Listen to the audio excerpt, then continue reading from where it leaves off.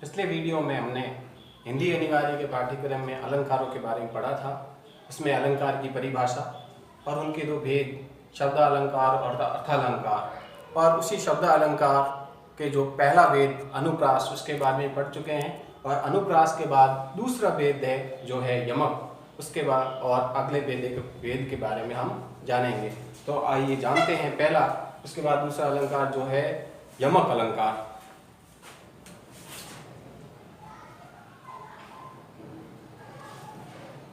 यमक अलंकार। यमक वहे शब्द पुनि पुनि परे अर्थ भिन्न ही भिन्न। वहे शब्द पुनि पुनि परे अर्थ भिन्न ही भिन्न, यानी जहां काव्य में एक शब्द दो या दो से अधिक बार आए और अर्थ भिन्न भिन्न हो, वहां यमक अलंकार होता है। वहे शब्द पुनि पुनि परे अर्थ भिन्न ही भिन्न। वहे शब्द पुनि पुनि परे अर्थ भिन्न ही भिन्न, यानी जहाँ काव्य में एक शब्द दो या दो से अधिक बार आए और अर्थ अलग अलग हो, वहाँ यमक अलंकार होता है। जहाँ काव्य में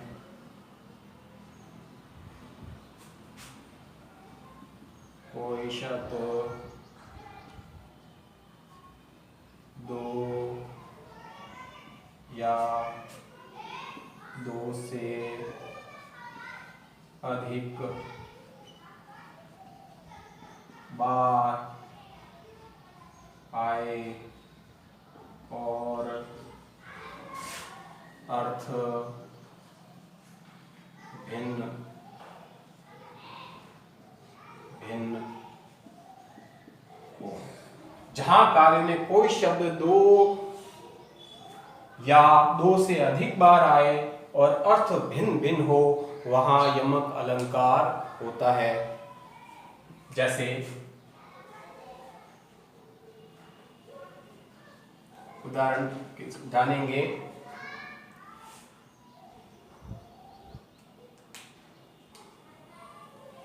उदाहरण है कि हरि बोला, हरि ने सुना, हरि गयो हरि के पास।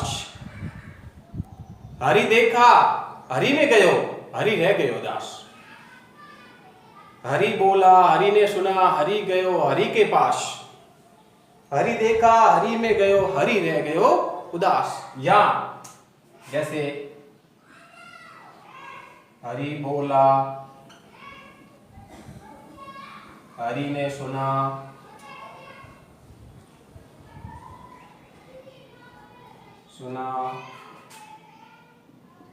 हरि गयो हरि के पास। हरि देखा, हरि में गयो,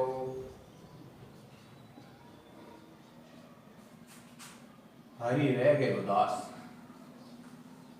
रह गयो उदास।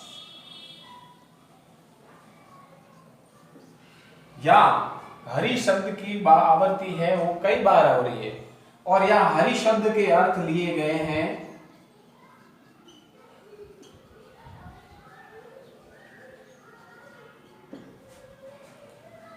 मेंढक,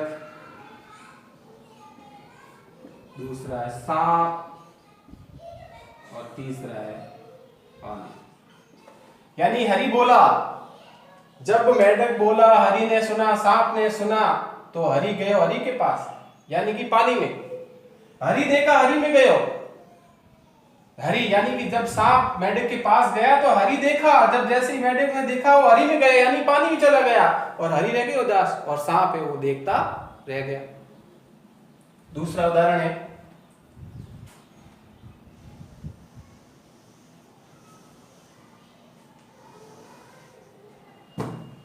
काली घटा का घमंड घटा।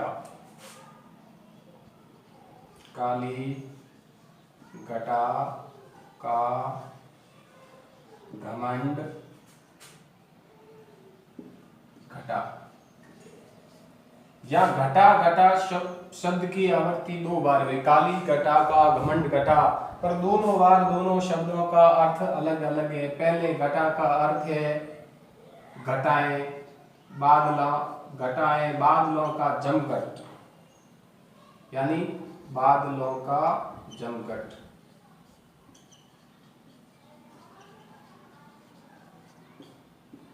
और दूसरा घटा का अर्थ हुआ कम होना।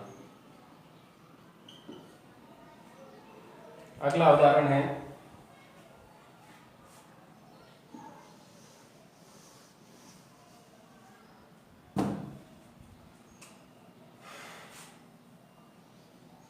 तीन बेर खाती थी वो 3 बेर खाती है।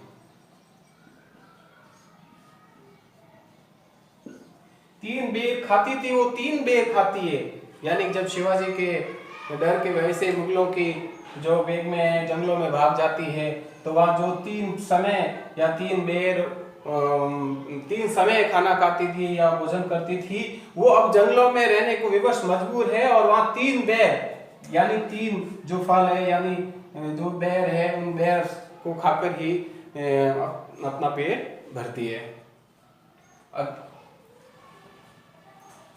अब यमक अलंकार के भेद।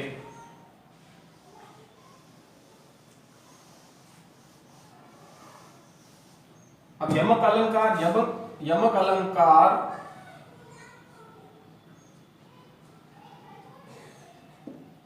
के भेद। अब और यमक अलंकार को 2 भागों में बांटा गया है। पहला है अभंग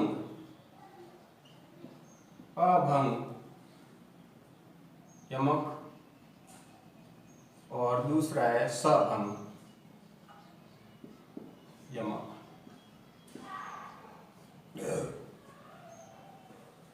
अभंग यमक और दूसरा है सभंग यमक। अब पहला है अभंग यमक। अभंग यानी जहां काव्य रचना में शब्द के बिना टुकड़े किए ही उसके एक अर्थ अलग अलग शब्दों के अलग अलग अर्थ निकलते हो, वह अभंग।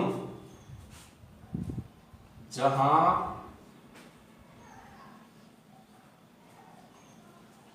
काव्य रचना में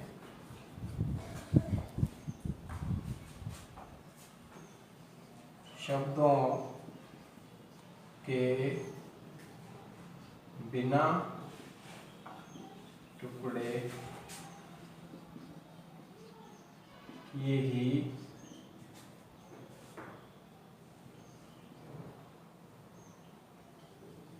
शब्दों के बिना टुकड़े किए ही अनेक शब्दों के अलग अलग अर्थ निकलते हो। जैसे अभी मैंने उदाहरण बताए थे काली घटा का घमंड घटा। अब यहाँ जो घटा शब्द है, क्योंकि दोनों घटा शब्द है जो बिल्कुल स्वतंत्र है और दोनों शब्दों के अलग अलग अर्थ निकल रहे हैं, और उसी प्रकार 3 बेर खाती थी वो 3 बेर, बैर बैर दोनों शब्द अलग स्वतंत्र है और दोनों शब्दों को बिना टुकड़े किए ही उसके अर्थ निकल रहे हैं। जैसे उदाहरण एक और है कि जैते जैते तुम तारे, जैते तुम तारे, तेते नभ में न तारे। कि जैते तुम तारे तेते नभ में न तारे, यानी कि पहला जो तारे और दूसरा ये जो तारे, दोनों शब्द स्वतंत्र है और दोनों के शब्द, पहला तारे का मतलब होता है जैते तुम तारे के, भगवान जितना लोगों का तुमने उद्धार किया, भला किया, तेते 90 न तारे, यानी उतने तो 90 तारकगण, यानी उतने तो तारे आसमान में भी तारे नहीं है जितना तुमने लोगों का उद्धार किया।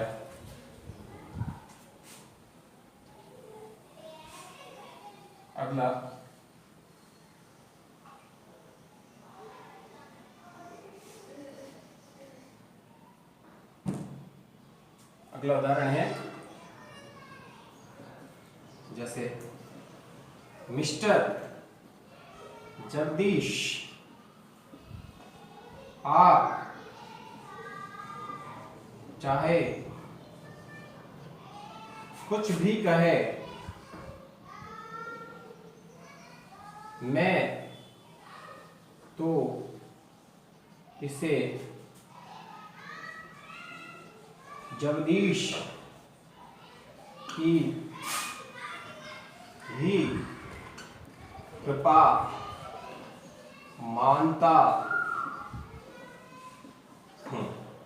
मिस्टर जगदीश आप चाहे कुछ भी कहे, मैं तो इसे जगदीश की ही कृपा मानता हूं।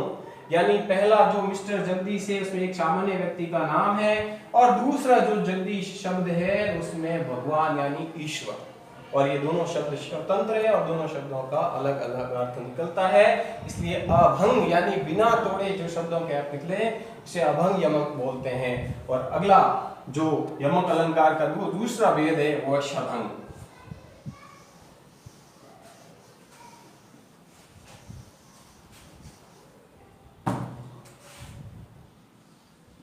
सभंग यमक, शभंग यमक जहां शब्दों के टुकड़े करने पर उसके अलग अलग, जहां अलग अलग शब्दों के टुकड़े करने पर उसका अर्थ निकलता हो। जहां काव्य रचना में शब्दों के टुकड़े करने पर अलग अलग अर्थ निकलता हो।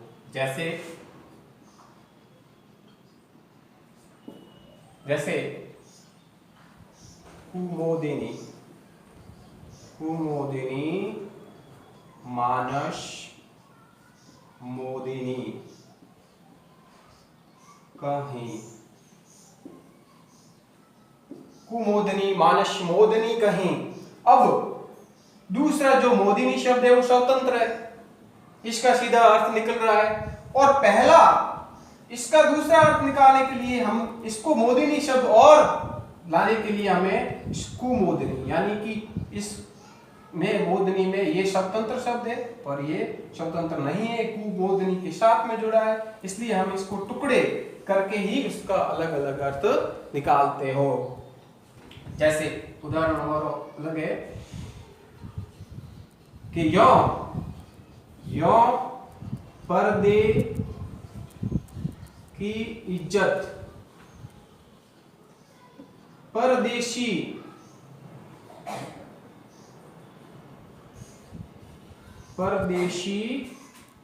के बिकानी थी। तो जो पहला परदेश शब्द है वो बिल्कुल स्वतंत्र है, उसका अर्थ निकल रहा है, और दूसरा शब्द का अर्थ जानने के लिए करने के लिए हमें ये जो परदेशी जो शब्द जुड़ा है उससे हमें अलग करना पड़ेगा, यानी इसके टुकड़े करेंगे तब उसका अर्थ निकलता है। तो ये था शबंग। अब तो यमक अलंकार और यमक अलंकार के दो भेद अभंग और शबंग के बारे में। आज की वीडियो में इतना ही। अगले वीडियो में हम पढ़ेंगे श्लेष अलंकार, उसके भेदों के बारे में।